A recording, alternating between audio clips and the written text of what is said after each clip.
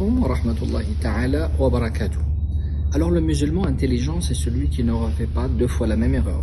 Il ne faut pas refaire cette erreur que nous faisons continuellement à la fin du Ramadan. Après que la nuit de la valeur est passée, on abandonne les efforts et on arrête de faire des efforts. Il faut continuer à faire des efforts.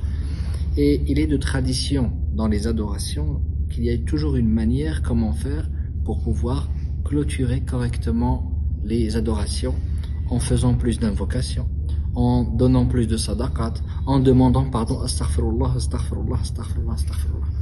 Le mois de Ramadan, il a une spécificité, on a déjà parlé de cela, c'est qu'il faut donner la zakat.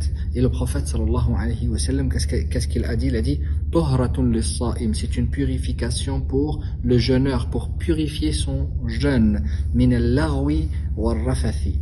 Donc pour pouvoir le purifier de tous ces moments de futilité qu'il a passé, mais aussi peut-être même qu'il a dit des mots qui étaient déplacés. Pour purifier de tout cela, alors Allah subhanahu wa ta'ala a décidé ainsi. D'ailleurs, le prophète sallallahu alayhi wa sallam dit, Ibn Abbas dit, Farada Rasulullah sallallahu alayhi wa sallam, le prophète sallallahu alayhi wa sallam l'a rendu obligatoire.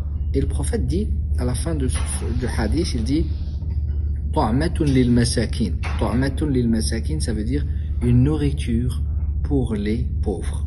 Quand je vous avais dit que l'islam, il englobe, il travaille sur toutes les sphères, la sphère individuelle mais aussi sociale.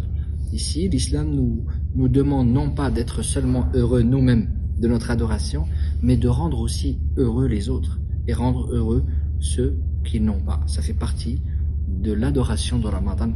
Pour pouvoir parfaire et faire évoluer notre Ramadan, on doit aussi satisfaire ceux qui n'ont pas en étant à leur service et en faisant en sorte de leur donner un don.